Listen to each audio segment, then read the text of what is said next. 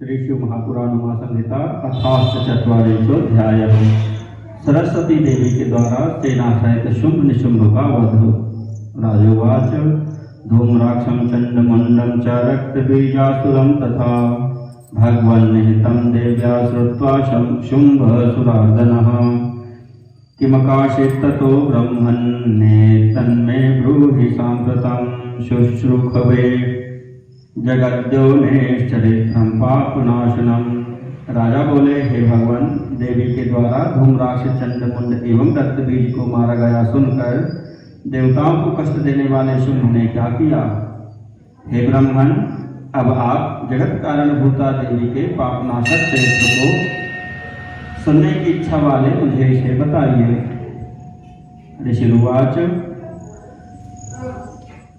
हितानिमान् दैत्यवरान् महासुरो निशम्य राजन्महनीय विक्रमः अजिज्ञपत्स्वैयगणान् सुरासदान् रणाभिधोच्चारणजात सम्मदान् बलान्विता सम्मिलिता ममाज्ञया जयाशया कालकवंश संभवाः सकालकेयासुरमौर्यदौहृदाः तथा परित्याशु प्रयाणयन्तु ते।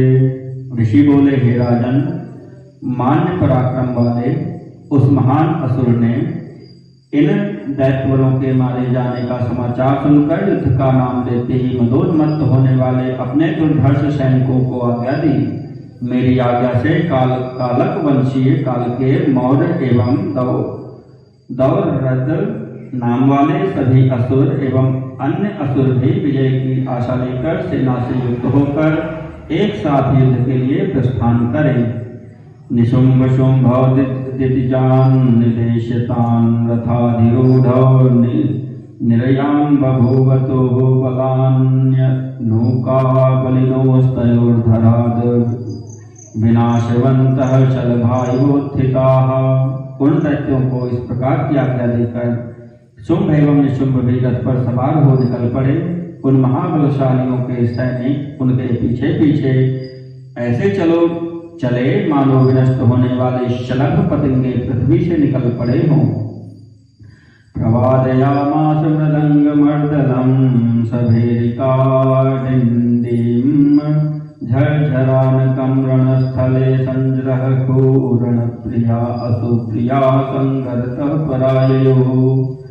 उस समय वह दैत्यराज मृदंग, ढोल, भेरी, डिंडिम, झांझ, नगाड़ा आदि अनेक बाजे संग्राम भूमि में बजवाने लगा। रणप्रिय योद्धा हर्षित हो उठे और प्राण से मोह रखने वाले युद्ध भूमि से भाग गए। भटाशते युद्ध पटावृतास्तदारणस्थलीमा पुरपाप विग्रह गृहीत शस्त्रास्त्रचया जिगीखया परस्परम विग्रहयन्तुल्बणम्। कवच धारण किए हुए तथा निष्पाप शरीर वाले वे समस्त राक्षस वीर ढेरों अस्त्र शस्त्र लेकर विजय की इच्छा से एक दूसरे को खूब ललकारते हुए युद्ध भूमि में पहुंचे। गजाधिरूढ़ा तुर्गाधिरोहिणो रथाधिरूढ़ाश्च तथा परे सुरा अलक्षयन्तः स्वपराञ्जनान् मुदा सुरेश संगे समरे भिरे भिरे। कुछ राक्षस सैनिक हाथी पर सवार थे, कुछ घोड़े पर सवार थे, कुछ रथ पर आरूढ़ थे। इस प्रकार सभी असुर अपने पराये को न देखते हुए शुंभ के साथ प्रसन्न होकर युद्ध भूमि में इधर उधर घूमने लगे। ध्वनि शतग्नि जनितो मुहुर मुहुर बभूवतेन त्रिदशा समेजिताः महान्धकारः समपद्यताम्बरे विलोक्यतेनो रथमण्डलं रवेः। उस समय शतग्नि की ध्वनि होने लगी, उससे देवता कंपित हो उठे। आकाश मंडल में अंधकार छा गया, जिससे सूर्य का रथमंडल नहीं दिखाई पड़ता था। पदातयो वज्रजुरेव कोटिशः प्रभूतमाना विजयाभिलाषिणः रथाश्वगा वरणगा अथा परे सुरा निरीयुः। कति कोटिशो मुदा विजय से विजय के इच्छुक करोड़ों महामानी राक्षस पैदल ही चल पड़े और अन्य करोड़ों राक्षस रथों, हाथियों तथा घोड़ों पर सवार हो प्रसन्नता पूर्वक पहुंचे। अशुक्ल शैला एवं मत्तवारणा अता निकोश्चित प्रतिशब्द माहवे प्रमेल काश्चापि गलद ध्वनिं वितन्वते क्षुद्रमहीधरोपमाः। काले पर्वत के समान मदमत्त हाथी युद्ध स्थल में चिंघाड़ने लगे और छोटे पर्वतों के समान ऊंट भी गलगल ध्वनि करने लगे। हयाशंत उदग्र भूमिया विशाल कंठाभरणागतिर्विदः पदानि दंतावल मूर्धनि बिभ्रतः सुडिड्डयरे व्योमपथा यथावयः। विशाल कंठहार पहने हुए उत्तम देश में उत्पन्न तथा गति का ज्ञान रखने वाले घोड़े ही निनाने लगे और हाथियों के मस्तक पर अपना पैर रखकर पक्षियों के समान आकाश मार्ग में उड़ने लगे। समीक्ष शत्रुर्बलमित्तमापतत चकार सज्जं धनुरंबिका तदा ननाद घंटां रिपुसाददायिनीं जगर्ज सिंहोऽपि सटां विधूनयन्। तब इस प्रकार शत्रुओं की सेना को उपस्थित देखकर अंबिका ने धनुष पर डोरी चढ़ाई और शत्रुओं को कष्ट देने वाले अपने घंटे का नाद किया। उधर सिंह भी अपना अयाल हिलाता हुआ गर्जन करने लगा। ततो निशुंभस्तु हिनाचल स्थितां विलोक्य रम्या भरणायुधां शिवां गिरं बभागे रस निर्भरां परां विलासिनी भाव विचक्षणो यथा भवादृशीनां रमणीय विग्रहे दुनोति कीर्णं खलु मालतीदलं कथं करालाः वमातनोष्यसे महेशिते नैव मनोज्ञवर्ष्मणा। तत्पश्चात हिमालय पर विराजमान और रम्य आभूषण तथा शस्त्रों को धारण करने वाली शिवा को देखकर वह निशुंभ कामुक के समान रस से भरी हुई उत्तम वाणी में बोला, हे महेशी, तुम जैसी सुंदरियों के रमणीय शरीर पर गिरा हुआ मालती पुष्प भी कष्ट पहुंचाता है, अतः तुम इस कोमल शरीर से यह भयंकर संग्राम क्यों करना चाहती हो। इति रीत्वा वचनं महासुरो बभूव मौनी तमुवाच चंडिका व्यथातिमात्थासुरमूढ़ संगरं कुरुष्टुनागालयन्मन्यथा व्रज। ततोऽतिरुष्टः समरे महारथश्चकार वृष्टिमद्भुतां घनाघनाः संरक्षुर्यथोदकं रणस्थले पाव्रटी वागतास्तदा।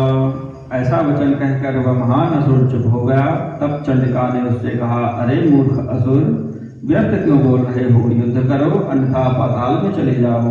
तब अत्यधिक क्रोधित हुआ वह महारथी दैत्य युद्ध में बाणों की ऐसी अद्भुत वर्षा करने लगा जिस प्रकार आए हुए मेघ वर्षा काल में जल की वृष्टि करते हैं। शरैश्चितैः शूलपरश्वधायुधैः सभिन्दपालैः परिगैः शरासनैः भूषुण्डिकाप्रासक्षुरप्रसंज्ञकैर्महाशिभिः संयुयुधे महोद्धतैः। वह मद से उन्मत्त हो तीखे बाणों, त्रिशूल, फरसा, बिंदीपाल, परिघ, तरकसों, तोप, भाला, छुरी एवं महान खड़ग से युक्त सैनिकों को साथ लेकर संग्राम करने लगा। बिभ्रमुस्तत् समरे महागजा विभिन्न कुंभा असितान्द्रिसन्निभाः चलद्बलाका धवला विकेतवो विषेतवः शुंभ निशुंभ केतवः।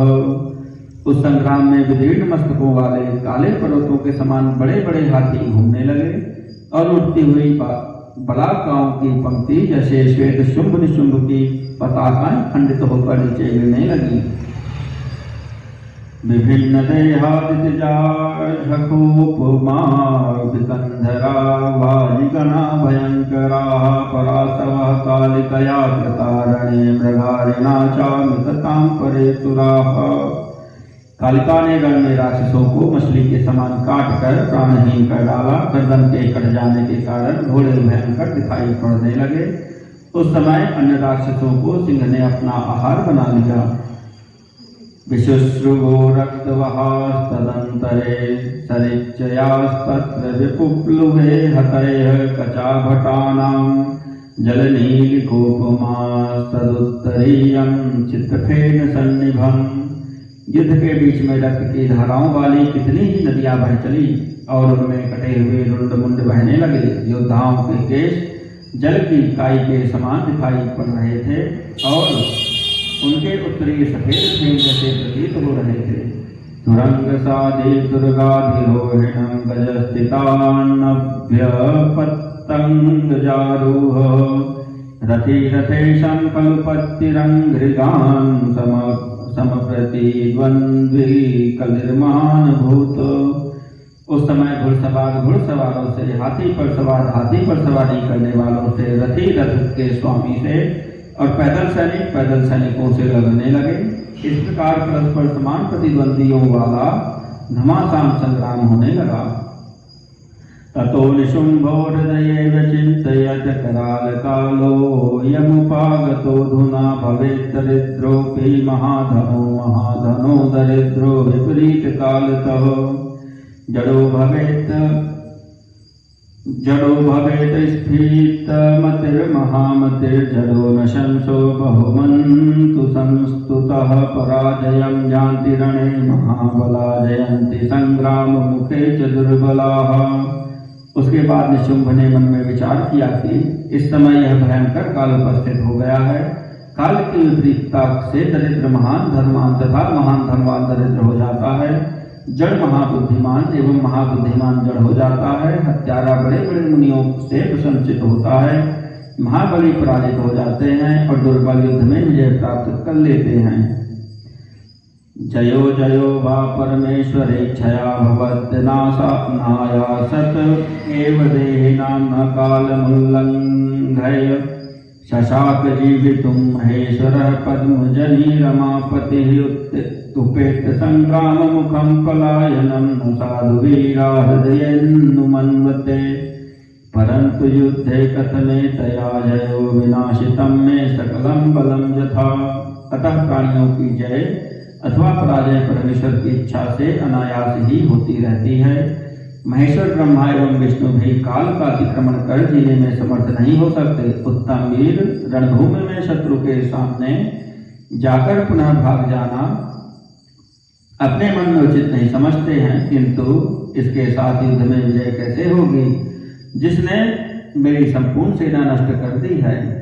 यम हि नूनं सुरकर्म साधितुं समागता दैत्य बलं च बाधितुं पुराण मूर्ति प्रकृति परा शिवा नालौकिकीयं वनिता कदापि वा। यह निश्चय ही देवगणों के कार्य को सिद्ध करने के लिए एवं दैत्य सेना के विनाश के लिए आई हुई है। यह सनातन मूर्ति परा प्रकृति शिवा है। यह संसारिक स्त्री कदापि नहीं है। वधोऽपि नारी विहितो यशस्करः प्रगीयते युद्धरसं लिलिक्षुभिः तथापि कृत्वा समरं कथं मुखं प्रदर्शयामो सुरराजसन्निधौ। युद्ध रस का आस्वादन करने वाले वीरों ने स्त्री द्वारा हुए वध को निंदित बताया है। फिर भी बिना युद्ध किए दैत्यराज के सामने मुंह किस प्रकार दिखाएंगे। विचारित्वेति महारथो रथं महान्तमध्यास नियन्त्रिच्चेदितं ययौ द्रुतं यत्र महेश्वरांगना सुरांगना प्रार्थितयौनोद्गमा। ऐसा विचार कर वह महारथी अपने सारथी से हाके जाते हुए विशाल रथ पर आरूढ़ हो शीघ्रता से उस स्थान पर गया जहाँ देवांगनाओं से प्रार्थित हुए यौवन की उद्गम स्वरूपा पार्वती विराजमान थी। अवोच देनां च महेशि किं भवेदेभिर्हतैर्वेत्तन्नजीविभिर्भटैः तवास्तिकाङ्क्षा यदि योद्धुमावयोस्तदा रणः स्याद्धृतयुद्धसत्पटैः। उसने उनसे कहा, हे महेश्वरी, इन आजीविका के लिए ही युद्ध में प्रवृत्त योद्धाओं को मारने से क्या लाभ। यदि हम दोनों से तुम्हारी युद्ध करने की अभिलाषा हो तो कवच उतार कर हम लोगों का युद्ध हो। उवाच काली प्रतिकौशिकी तदा समीक्षितामेक दुराग्रहो नयोः करोति कालो विपदागमे मतिं विभिन्न वृत्तिं सदसत् प्रवर्तकः ततो निशुम्भोऽभिजघान चण्डिकां शरय सहस्रैश्च तथैव कालिकां विभेद बाणान् सुरप्रचोदितान् सहस्रखण्डं स्वशरोत्करैः शिवा। तब कौशिकी ने काली से कहा, इन दोनों के इस दुराग्रह को देखो। अच्छे और बुरे मार्ग में प्रेरित करने वाला काल विपत्ति आने पर बुद्धि को विपरीत वृत्ति वाला बना देता है। उसके बाद शुंभ ने चंडिका एवं कालिका पर हजारों बाणों से प्रहार किया, किंतु शिवा ने अपने बाणों से उस असुर के द्वारा चलाए गए बाणों के 1000 टुकड़े कर दिए। तथा समुत्थाप्य कृपाणमुज्ज्वलं सचर्म कंठीरवधूर्ध्यताडयत् विभेद तं चापि महासिनाम्बिका यथा कुठारेण तरुं तरुच्छिदः। इसके बाद उसने ढाल सहित उज्ज्वल खड्ग उठाकर सिंह के सिर पर मारा, किंतु अंबिका ने अपने महाखड्ग से उसके भी टुकड़े टुकड़े कर दिए, जिस प्रकार कुल्हाड़ी बड़े बड़े वृक्षों को टुकड़े टुकड़े कर देती है। सभिन्न खड्गो निचखान मार्गणं पराम्बिका वक्षसि सोऽपि विचिच्छिदे पुनस्त्रिशूलं हृदये क्षिपत्तद् प्यचोर्ण्यन्मुष्टिनिपातनेन सा गदां समादाय पुनर्महारथोऽभ्यधावदम्बां मरुणोन्मुखोऽसुरः अचूर्णयत्तामपि शूलधारया पुनस्त्रिशूलं विदधार शून्यया। उसके खड्ग के टुकड़े टुकड़े हो जाने पर उसने अंबिका के वक्ष स्थल पर बाण से प्रहार किया, तब देवी ने उसे भी काट दिया। इसके बाद उसने देवी के हृदय पर त्रिशूल फेंका, उन्होंने उसे भी अपने मुष्टि प्रहार से चूर चूर कर दिया। तब मरने के लिए उद्यत हुआ वह महारथी दैत्य गदा लेकर देवी की ओर दौड़ा। देवी ने उसे भी अपने त्रिशूल की धार से चूर्ण कर दिया।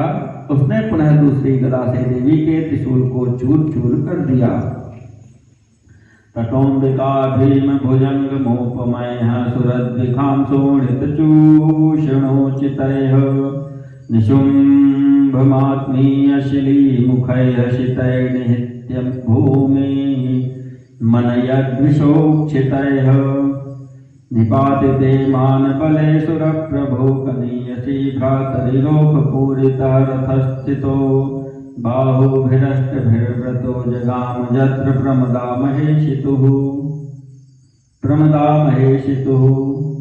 तदनंतर अंबिका ने देव शत्रुओं के रक्त को चूसने योग्य भयंकर सर्प सदृश तथा विषदिग्ध अपने तीक्ष्ण बाणों से निशुंभ को मारकर भूमि पर गिरा दिया।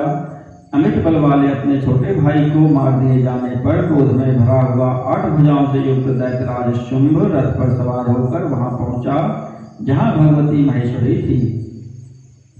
अवादयच्छंखमरिन्दमं तदा धनुस्वनं चापि चकार दुःसहं ननाद सिंहोऽपि सटां विधूनयन् बभुवनादत्रयनादितं नभः। उसने शत्रुओं को दमित कर देने वाला शंखनाद किया और धनुष के दूसर टंकार की ध्वनि से टंकार की ध्वनि की। इधर देवी का सिंह भी अपने आयालों को हिलाता हुआ भयंकर गर्जना करने लगा तथा तीनों नादों के से आकाश गूंज उठा। ततोट्टहासं जगदम्बिका करोद्वितत्र सुस्तेन सुरारयोऽखिलाः जयेति शब्दं जगदुस्तदा सुराजदाम्बिकोवाच रणे स्थिरो भव सदैत्यराजो महतीं ज्वलच्छिखां मुमोच शक्तिं निहताश्च शूल्कया बिभेद शुंभ प्रतिप्रहितान् शरान् शिवेरितान् सोऽपि सहस्रधा शरान्। उसके पश्चात अंबिका ने अट्टहास किया, उससे सभी असुर भयभीत हो उठे। जब अंबिका ने उससे यह कहा कि युद्ध में खड़े रहो, तब देवताओं ने जय जयकार किया। तब उस दैत्यराज ने प्रदीप्त अग्नि शिखा के समान अपनी भीषण शक्ति से देवी पर प्रहार किया। किंतु देवी ने उसे उल्का के द्वारा काट दिया। फिर शिवा ने शुंभ के द्वारा चलाए गए बाणों और उसने भी शिवा के द्वारा छोड़े गए बाणों के हजारों टुकड़े कर दिए। त्रिशूल मुक्षिप्य जघान चंडिका महासुरम तम सपपात मूर्छितः विभिन्न पक्षो हरिणा जथा नगः प्रकंपयन्त्याम वसुधाम स्वराधिम। इसके बाद चंडिका ने त्रिशूल उठाकर उस महान असुर पर ऐसा प्रहार किया जिससे वह मूर्छित होकर आकाश तथा समुद्र से पृथ्वी को कपाता हुआ उसी प्रकार गिर पड़ा जैसे इंद्र के द्वारा काटे गए पंख वाला पर्वत गिर पड़ता है। ततो नृकिता त्रिशकोद्भवां व्यथां विधाय बाहुनयुतं महाबलः सकालिकां सिंहयुतां महेश्वरीं जघान चक्रैर्मरक्षयंकरैः। इसके बाद वह महाबली दैत्य त्रिशूल की व्यथा को सहकर माया से 10,000 भुजाएं बनाकर देवताओं का विनाश करने में समर्थ चक्रों से सिंह पर सवार महेश्वरी कालिका पर प्रहार करने लगा। तदस्य चक्राणि विभेद्य लीलया त्रिशूल मुद्गूर्य जघान सासुरं शिवा जगत पावन पाणि पंकजादुपात मृत्यु परमं पदं गतौ।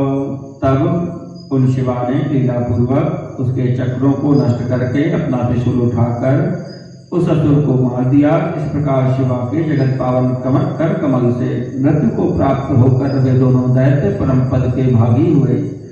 हते तस्मिन् महावीरे शुंभे भीम विक्रमे शुंभे च सकला दैत्या विभीषुर बलि सद्मनि भक्षिता अपरे काले सिंहदैर्मरद्विषः पलायितास्तथान्ये च 10 दिक्षु भयाकुलाः। तब उस महाबली तथा प्रचंड पराक्रम वाले शुंभ एवं शुंभ के मार दिए जाने पर सभी दैत्य पाताल में प्रवेश कर गए और कुछ दैत्यों को काली तथा सिंह आदि ने भक्षण कर लिया तथा अन्य दैत्य भयभीत होकर 10 दिशाओं में भाग गए। बभूवुर्मार्गवाहिन्यः सरितः स्वच्छपादसः बभूर्वाताः सुखस्पर्शा निर्मलत्वं ययौ नभः पुनर्यागसमारेभे देवैर्ब्रह्मार्षिभिस्तथा सुखिनश्चाभवन् सर्वे महेन्द्राद्यादिवौकसः। दैत्यों के मारे जाने पर नदियां स्वच्छ जल वाली होकर अपने मार्ग से बहने लगी, सुखदायक पवन बहने लगा, आकाश निर्मल हो गया। देवगण तथा ब्रह्मर्षियों ने यज्ञ प्रारंभ कर दिए और इंद्राग्नि सभी देवता सुखी हो गए। पवित्रम परमं पुण्यम मायाश्चरितं प्रभो दैत्यराजवधोपेतं श्रद्धया यः समभ्यसेत स भुक्त्वेहाखिलान् भोगान् त्रिदशैरपि दुर्लभान् परत्रोमालयं गच्छेन् महामाया प्रसादतः। हे प्रभु, जो दैत्यराज के वध से युक्त पार्वती के परम पवित्र तथा पुण्यप्रद चरित्र को श्रद्धा पूर्वक पढ़ता है वह इस लोक में देवताओं के लिए भी दुर्लभ सभी सुखों को भोगकर महामाया के अनुग्रह से देवी लोक को प्राप्त करता है। ऋषिरुवाच एवं देवी समुत्पन्ना शुंभासुरनिबर्हिणी प्रोक्ता सरस्वती साक्षात् दुमांशाविर्भवा नृप।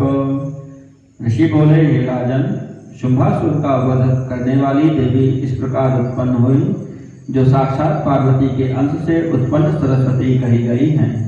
इति श्री शिव महापुराणे पंचम्यां उमासंहितायां शुंभ शुंभवधोपाख्याने सरस्वती प्रादुर्भाव वर्णनम नामाष्टचत्वारिंशोऽध्यायः।